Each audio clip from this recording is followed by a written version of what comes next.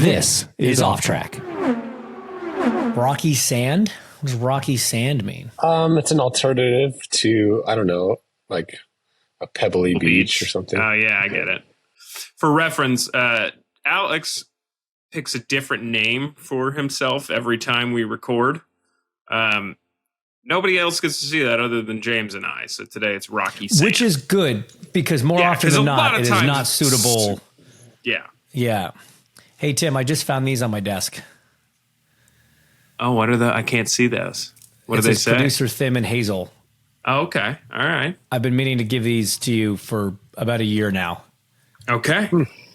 So better late than better never than never. Yeah. I'll get it. Better never than late.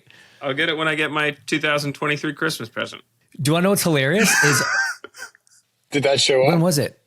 No. No, I was asking James. Oh. Did the item that was never ordered show up? Oh, I was in the airport yesterday flying home and I can't say the type of store, but I saw the same store and I was like, oh man, I forgot to order the thing for Tim's Christmas gift. They didn't have it at the store that day or I would have bought it. Yeah, it's probably out of stock. Yeah. It was also, they might not make it anymore. I might have to just come up with something new. He's like, the store was the freaking Hudson News, and he was going to buy you like a pack of gum and some Starburst. Sour Skittles. Come on now. We're going to go, we're going to splurge for Tim's 31st Christmas or whatever it was. Can we talk about how expensive beef jerky is at an airport? Oh, it's so ridiculous. By the way, James, I got it. Why is beef jerky... There it is. Oh, okay. It showed up after all. Why is beef jerky at an airport like $16.99? It's also like that just $16.99 in California. California beef jerky it's incredibly prices expensive. Yeah. Is it? I mean, there's so much talk in the government and politics about inflation and eggs and everything, and it's like, what are people going to like talk about the beef jerky prices? Everyone's ignoring beef jerky. Can we call it? Can we call it steakflation? I think we can. No, we can't do that. We're not going to allow that. Is beef jerky reasonably priced elsewhere? No, I mean, not in California or at an airport. I feel like it's priced better. I kind of understand the name like Oh Boy Oberto now because they're like, oh boy, we're going to some people when they buy our beef jerky. Okay, so follow-up question.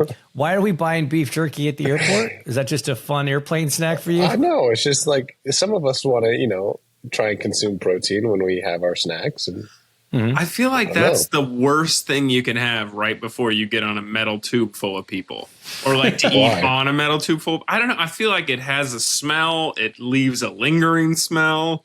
No, some people get gassy after they have a lot of protein. Very fingery. And then your fingers get dirty and smudging onto stuff. What are you doing with your fingers, James? Okay. On a plane that would First affect of all, other people? you just said it was going to you, so I feel like no, I'm saying like you eat it, then there's always residue on your hands. Why are you so gross?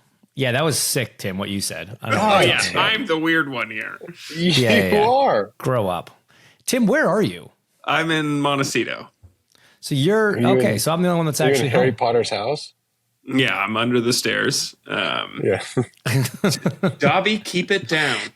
Her name's Hazel. That's just rude. She just left for surf camp. Oh, that's cool.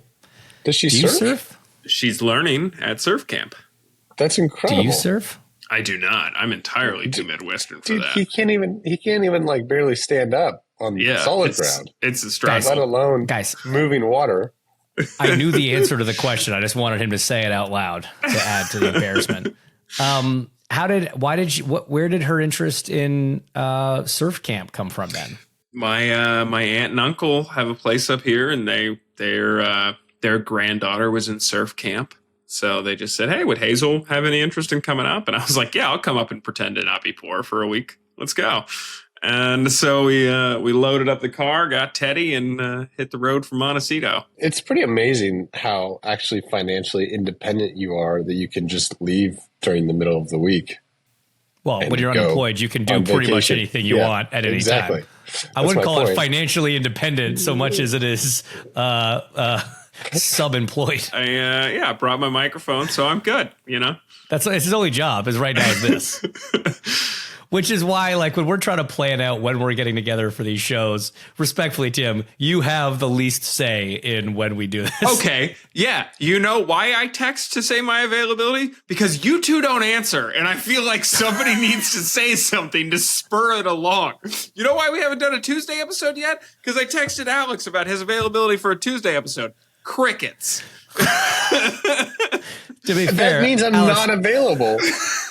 Alex, how many unanswered text messages on your phone today? 783. Oh my God. Oh no, it's so much worse than I thought it was. Damn, I thought I was doing bad with 249. Oh, yeah. What is wrong with you guys? Oh man. Oh, it hurts. It hurts my soul and my brain and my heart. Fine because like I went to bed with like 782, so I know I have one text today. Dude, do you know why it's not fine? Do you know why it's bad for me that you do that? Is because people then reach out to me being like, hey, I can't get a hold of Alex. Do you have any idea if XYZ? And it's like, just Alex, answer your phone. I'm like your secretary half the time. Who is asking you to get a hold of me? Well, first, Tim, but like, let's go beyond just the people in this room. I do it with you guys both. Yeah, it's just whenever there's like one of you will say, hey, I'm available at this time. And then the other just doesn't answer. I'm like, okay, I'm going to bump this, but I'm going to do it subtly by just saying my availability, which is almost inevitably always, I'm wide open. I do always feel bad when like you send a message and neither of us reply. And then one of us replies eventually. And then we're like, oh, I probably should have also replied to that. And then so like you get 2 replies within 30 seconds after 36 hours of silence. I don't feel bad. You should feel lucky. Horrific. So Alex, here in Pebble Beach, how is golfing Pebble Beach? Incredible. Everything. I don't know. Obviously, the location, fantastic. The amenities and everything are awesome. The weather, we all know what it is, perfect. The visuals, great. And so from that standpoint, no notes. I was less enthralled than 2 of my buddies who were with me, just because like I'm new to golf. So like I don't appreciate necessarily the history of this place, whereas they were like, oh my God, this is the hole where so-and-so did this. And this was that moment in this US Open championship. And this is where Tiger did this. And that's that tree. Right. And it was like, so all of that was kind of lost on me a little bit, just because I don't know enough about the history of golf and kind of the people who walked here before me. But like, it is cool. Like it's awesome. But it's also one of those things in life where like, I don't think you need to do it again. You know, like it's one of those. Speak for yourself. Play 18, play it. Oh, you would want to do it again? Hasn't James done it a few times already? Yeah. No, but my point is like, you didn't choose to do that. You were part of. I didn't choose to do it ever. Yeah, I didn't want to do it. Like, yes, like, right. I'm not going back unless it's a charity. Do you agree with kind of the overall sentiment? Like, yes, it's incredible, but it's not something that honestly, I have to do it every single year.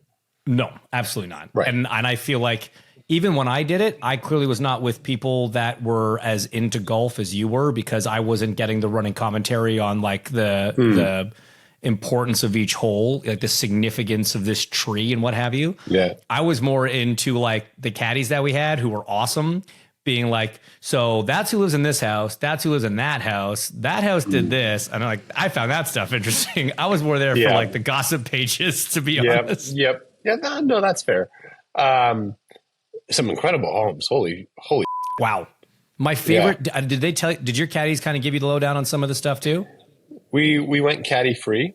You went caddy free? Okay. But we saw the big shot, the Jim Nance house, which I think is the hallmark house on the course. But a lot of money in commentary, so can't wait for you to buy a house here. And I can't wait to come all the time, because apparently you commentator folk, you TV people make a ton.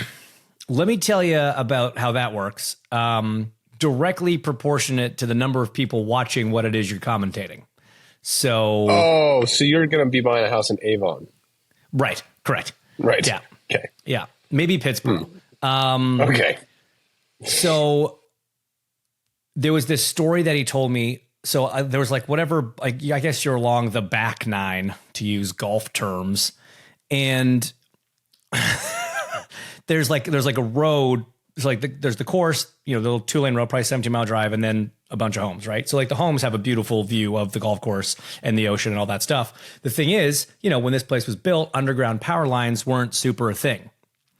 And so we're walking along and the guy points out, he goes, "You notice something over there?" And you're looking, you're like, "Yeah, what's going on?" And then you realize that the power lines, because the power lines are kind of right at eye level for the houses, because the houses sit a little bit up from the road, Sure. right? And so your view is somewhat obstructed, right? And these are 8-figure homes, okay?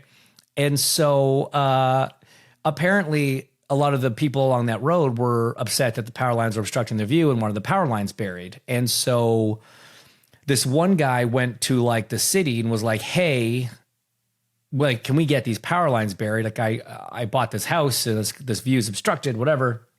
And they're like, "Oh yeah, it's on the list. I think we're going to get to it probably in about 3 years, something like that." And the guy was like, "Huh." So he called up the power company and he was like, "How much would it take to just bury the lines in front of my house?" And they're like, $250,000. And he goes, "When can you start?"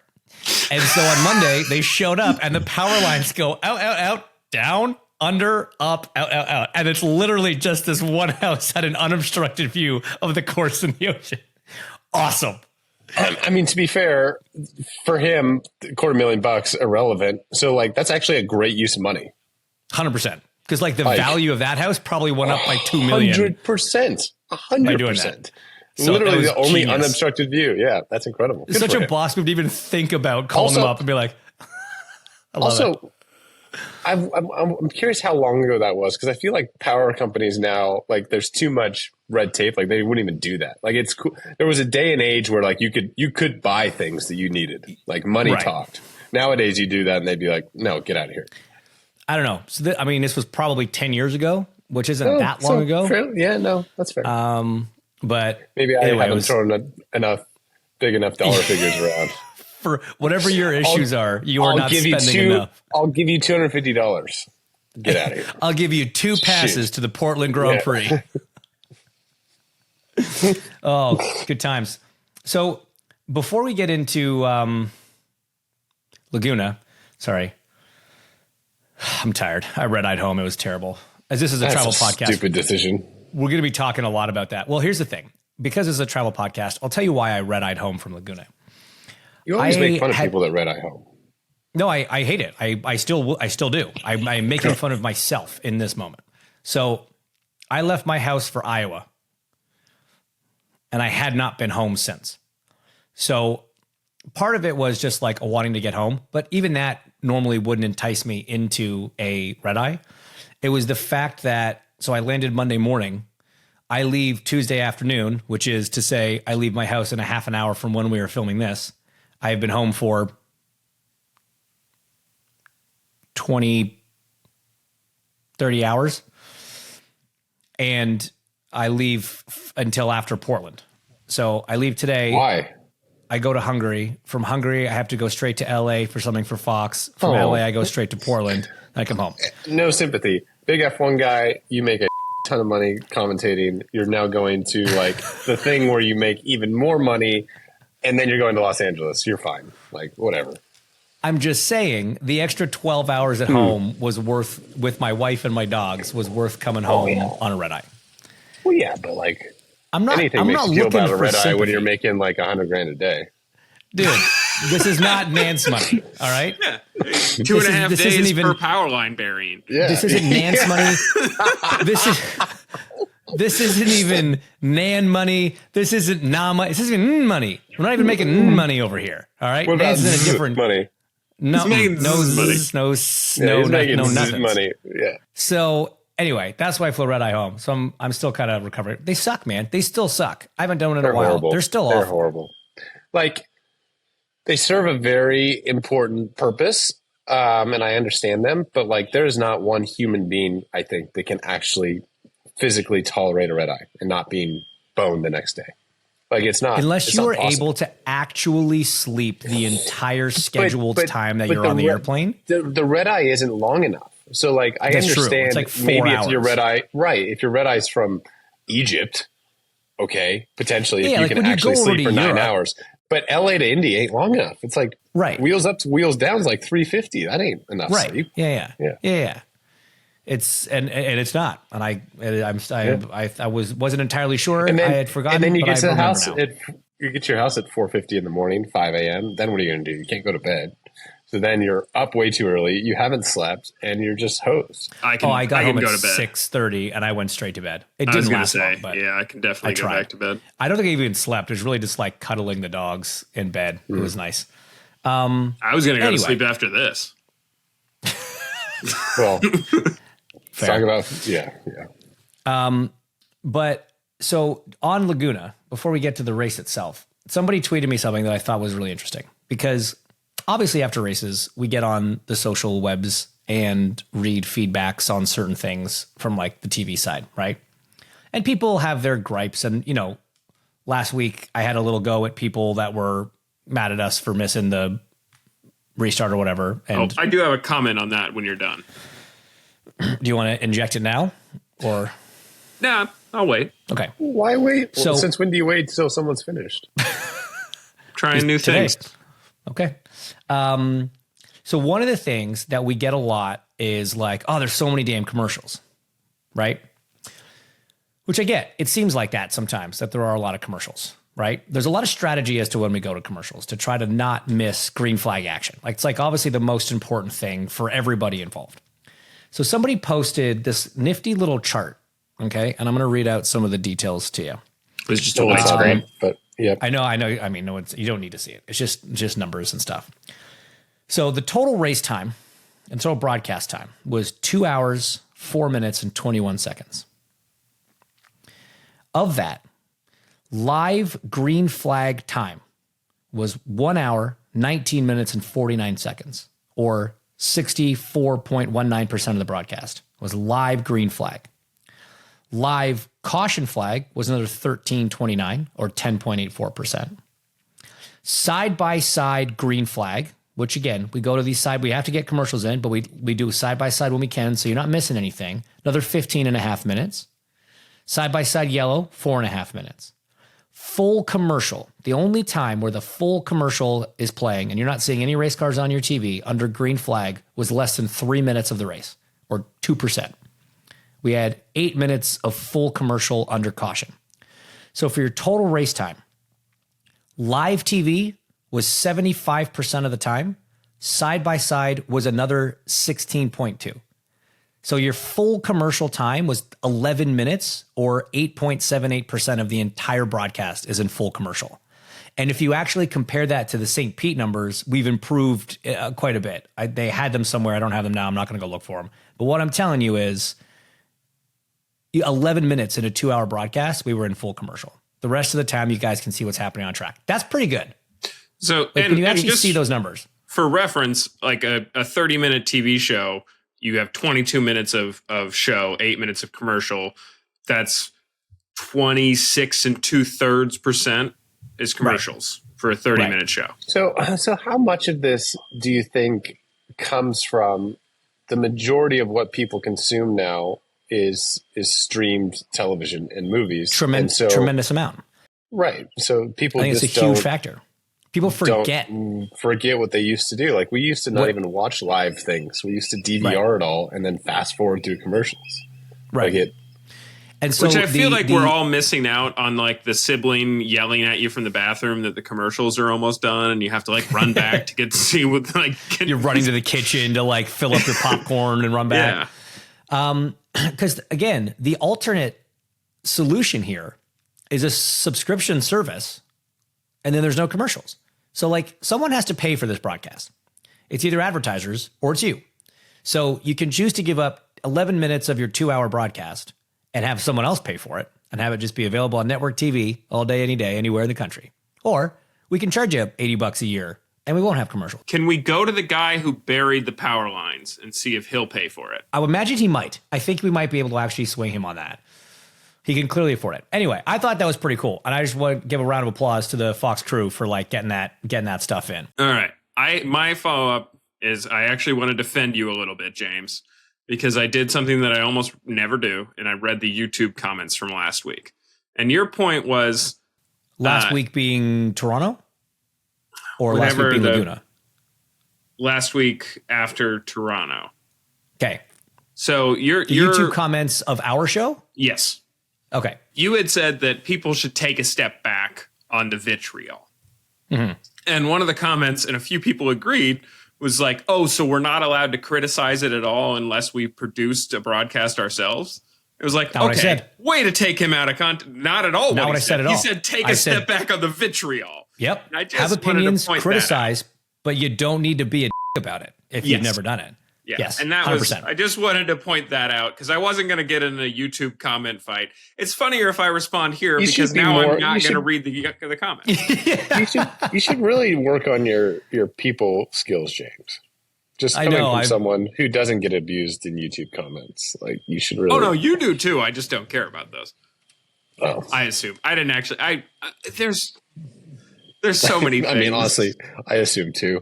That makes sense. I just know you. But like when somebody argues against somebody for something they didn't say, that pisses me off more than anything. It's the straw man. I made sure to specifically say we welcome all feedback and criticism. Just don't act like we ran over your grandmother with a bus. Is that like saying though, like no offense, but you're super ugly? Yeah.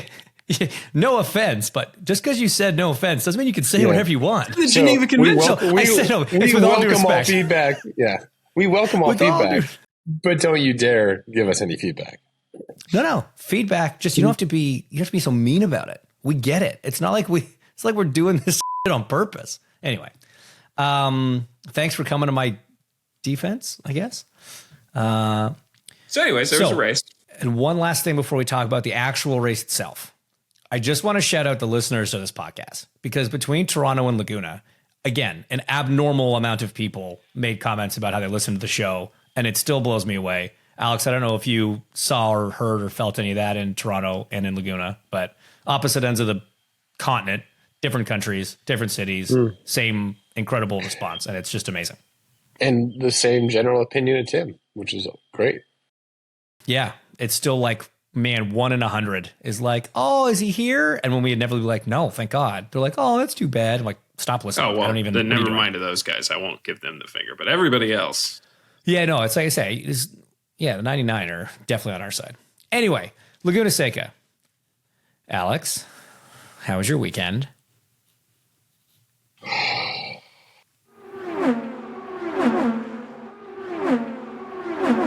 Are we allowed to get into it to a certain extent? I think we can talk about it. It was, listen, I crashed in practice 1 before we even got to the red tires. And that's always going to put you behind because you can only run reds. Well, you only have a set of reds to run before qualifying in practice 1. So not getting a kind of clear picture of the pace offset and balance offset and whatever was put us on the back foot immediately. No, Tim, that's an alarm going off. It's not a truck backing up. So it's done now. So back foot crash should have been fairly easy to recover from. But then practice 2 got canceled because this really just weird weather event happened on Saturday morning. And there's something called a marine layer that I don't think anyone could have ever predicted came and didn't Can't wait for the Hollywood blockbuster about this unheard of phenomenon. It's like clearly there is a shift in the global weather because like this is completely new. So the helicopter wasn't able to take off, which is grounds to not go green. Fox was very adamant about their live TV slot for qualifying, which is understandable. So there wasn't much flexibility on that, which meant practice 2 got canceled, which again was tough for us because we didn't get the run on reds. We only did 10 laps in practice 1. Practice 2 got canceled. So on the 20 car, we had to roll straight into qualifying with not even an install check with a repaired car. And so it was just, it was difficult because we weren't fast enough.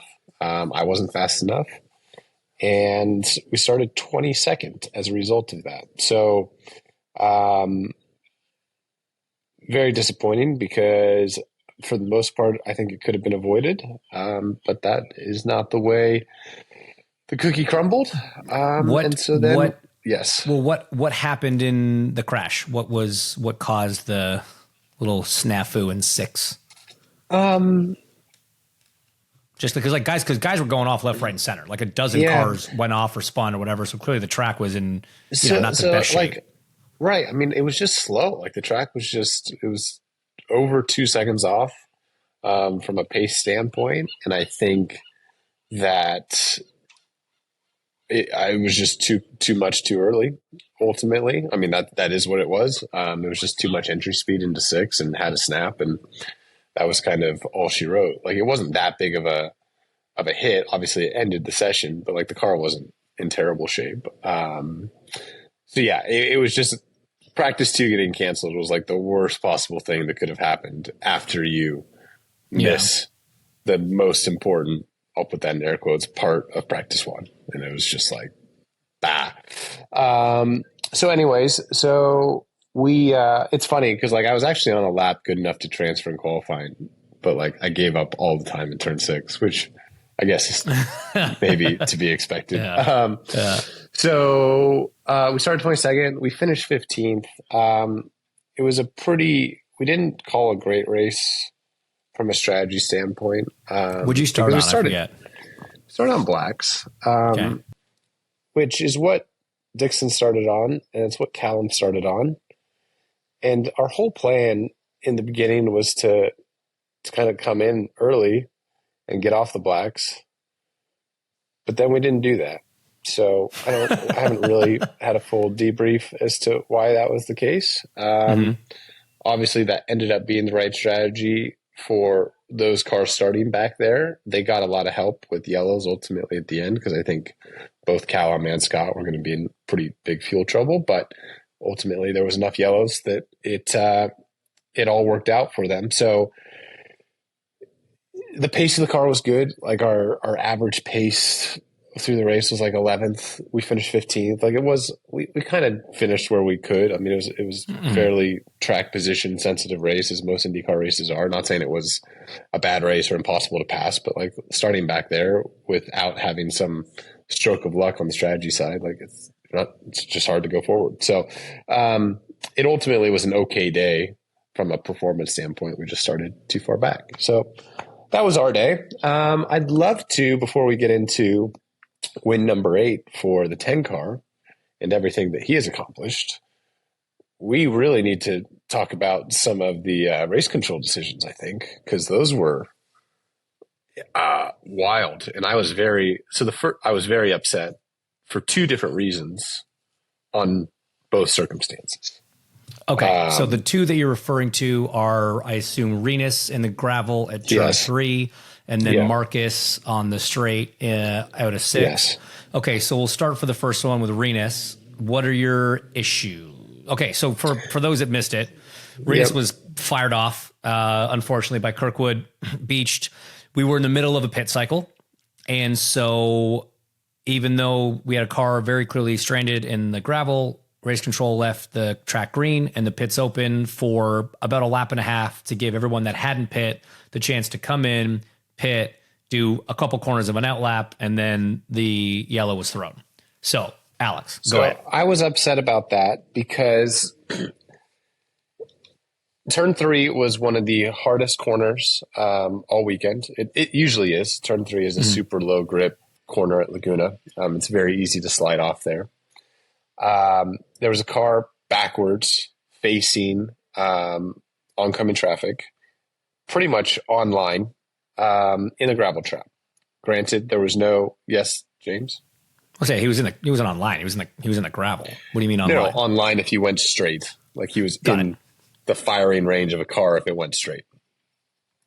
There was no contact with the wall, but there was contact. And everything that has been previously disclosed by race control has been, if there's no contact and it's in a safe spot, we're going to let the cycle finish. There was contact and he was not in a safe spot, and they let the cycle finish. So problem number one is consistency. Problem number two is they displayed a yellow flag over the top of the hill into turn one. I was in the middle of an exchange with guys on cold tires, and it took away a passing zone.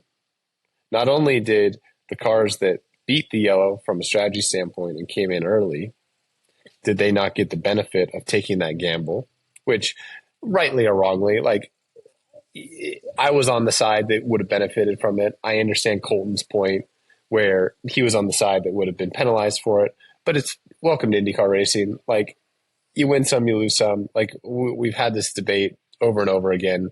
The pits close under yellow. That is IndyCar racing. There shouldn't be one human being that is affecting the outcome of the race regardless. That is our rule. So like that is what it is. So anyways, the fact that the yellow being displayed there was frustrating.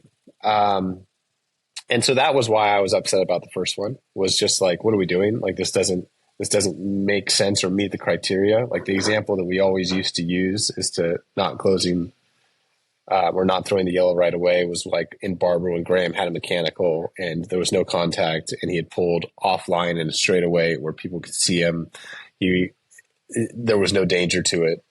That was not the situation that occurred in the first yellow. James, go ahead. So I for the most part agree with everything that you're saying. Where I think race control would come back is they would say that it is my guess, right? This is not something they have said. This is me putting the other shoe on, whatever, shoe on the other foot, whatever the saying is. I'm tired. Is there wasn't contact with the wall. The contact car to car was fairly light, which is true. And it doesn't matter. It's contact. No, I know.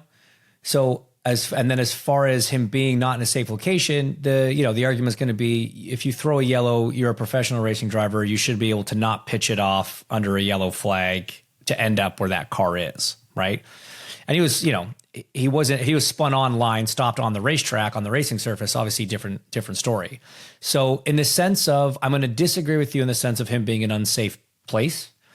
I am going to agree with you on the contact side though, because what I've always, when this conversation kind of first started, because there have been other examples, and this is where it's like, they'll argue the consistency side. There have been other examples where there's been minor contact, but the yellow didn't come out.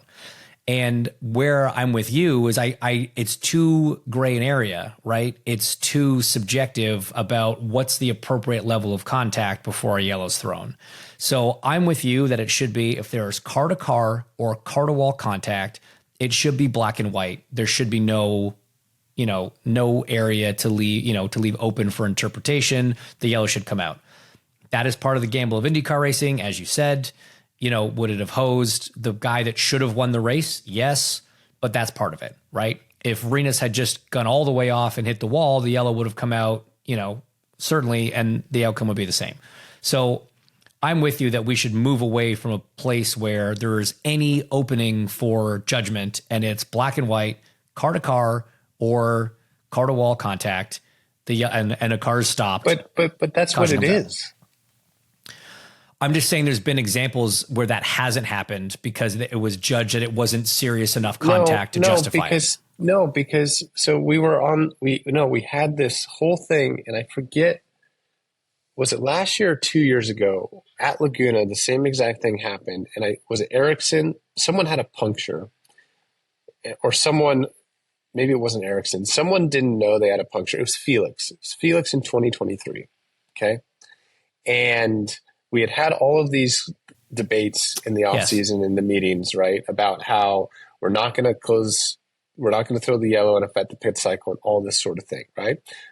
In this particular year, I was on the flip side of it. I was in cold shoes, right? I was on the positive side and didn't want the yellow to come. And there was people that were all pissed off about it. And ultimately the yellow came before the pits. I think they let Palou in, but they didn't let anyone else. But it's not that they let Palou in. He was just so far ahead that he got it. And everyone went to race control afterwards and was MFing them, right? That got screwed by it, who was up front, and being like, the car was, it was identical to Renus in the identical corner, in the identical situation. The car was far enough away. We're professional drivers. It was covered by a local yellow, all this sort of thing. He didn't hit a wall. He was fine. Like all this stuff, the exact same situation. And their response was, we had to throw a yellow because there was car-to-car contact. And he had a puncture. Oh, okay.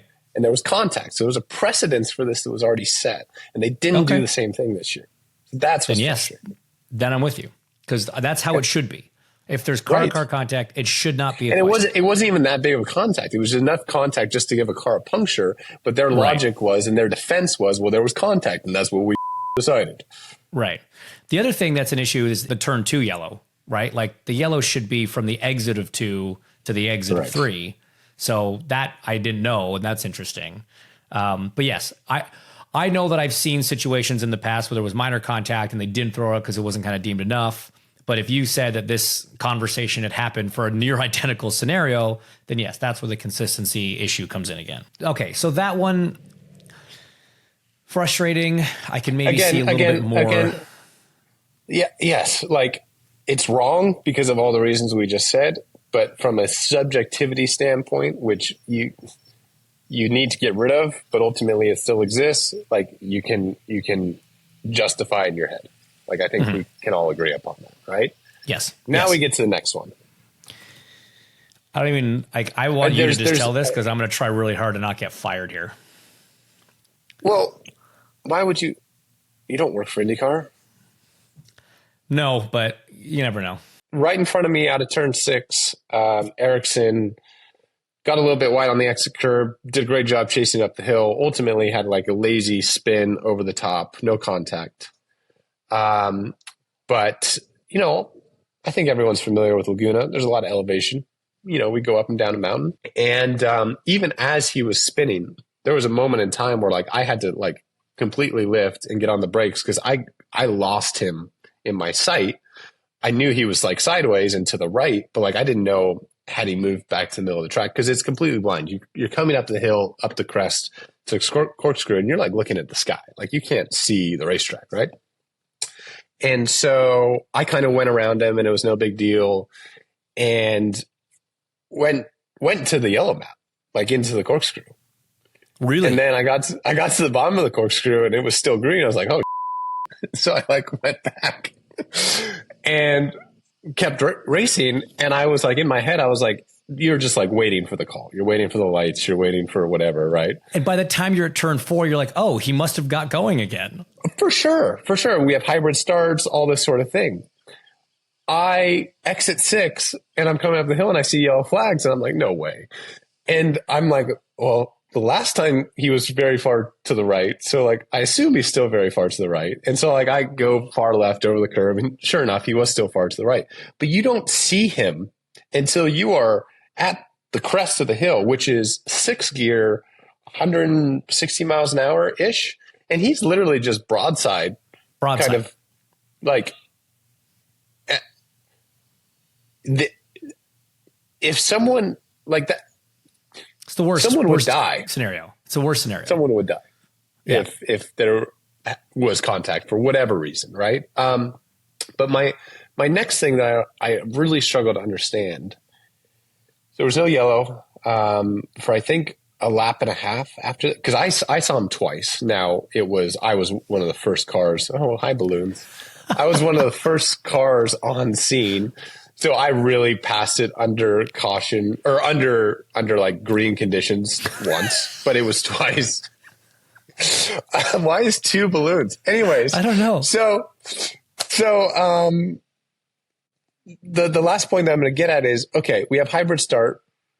Let's say race control was waiting for him to be able to hybrid start himself. How the is he starting himself and then turning it? Because he can't see either.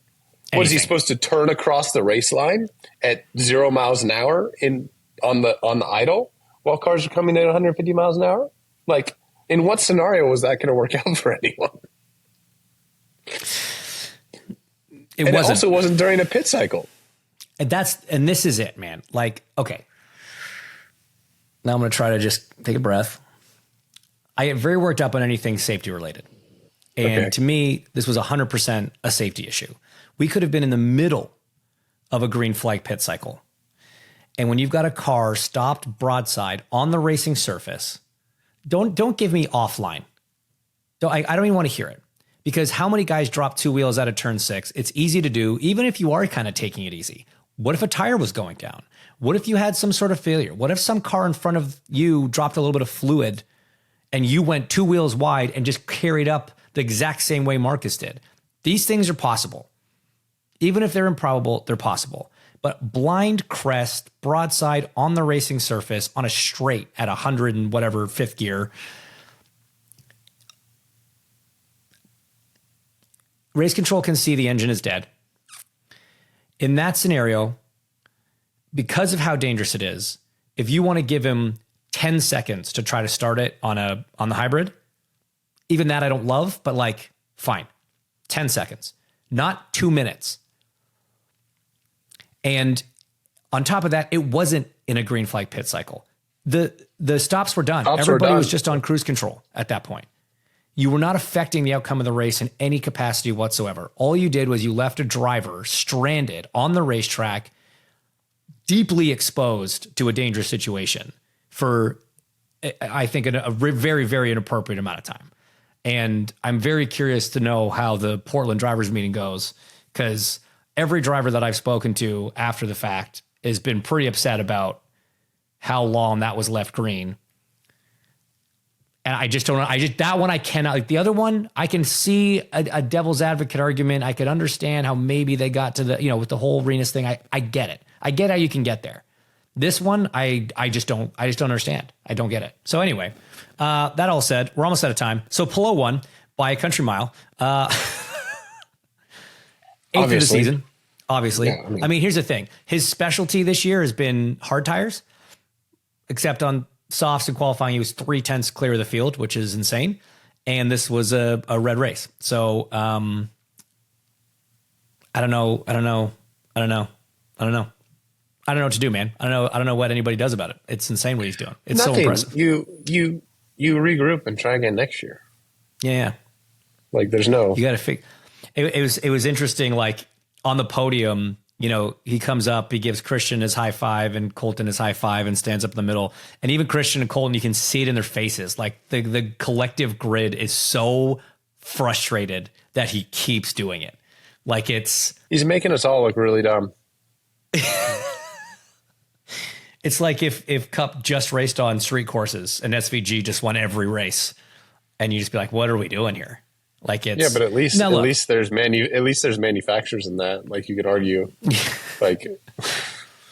So the thing you got to say it though, like that team is also just operating at an insanely high level, because you've got their other driver who started 19th, did a completely different strategy, and still ends up in the top 5. James, that is Scott Dixon. Like, okay, I know, but it's also Ganassi.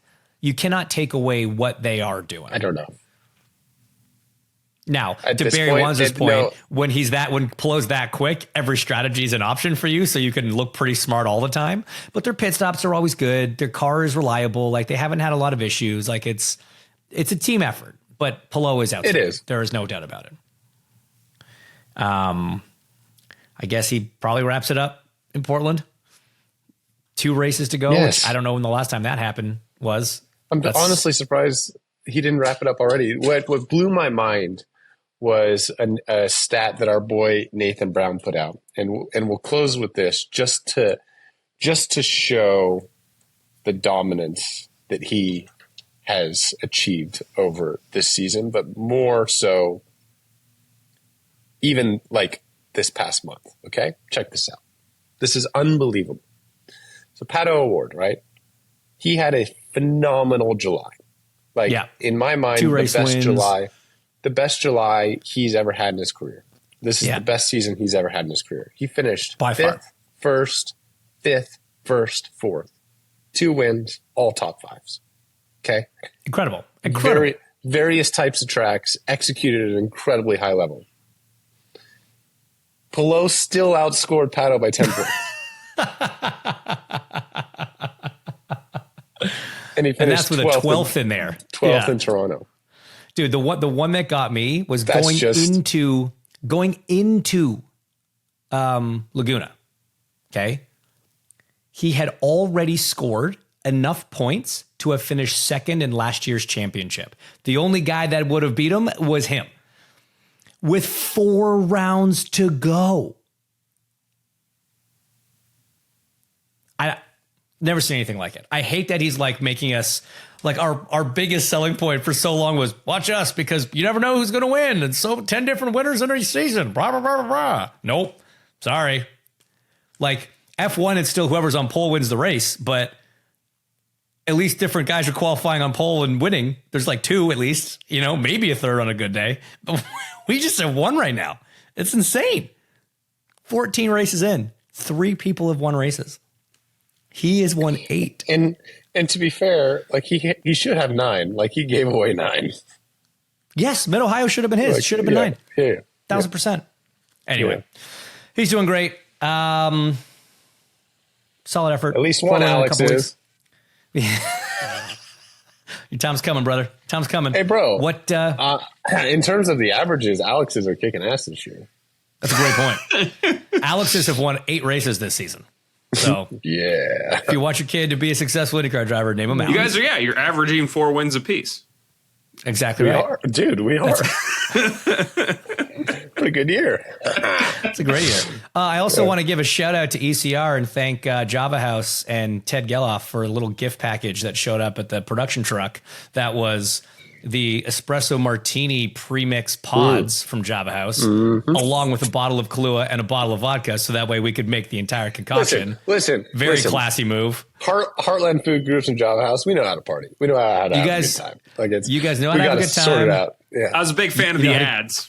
The Java House ads that ran on the broadcast were pretty funny. And listen, forget their involvement with ECR and with the 20 car and everything.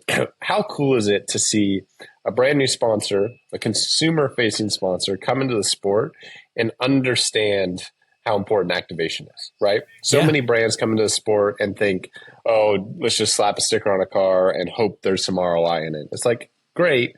But like you also have to spend money to activate, to get people interested in your product at the track. And they are doing that as good as anyone I've ever seen. So it's pretty awesome. We know I'm not a coffee guy, but I'm definitely an espresso martini guy. So I'm now a loyal customer.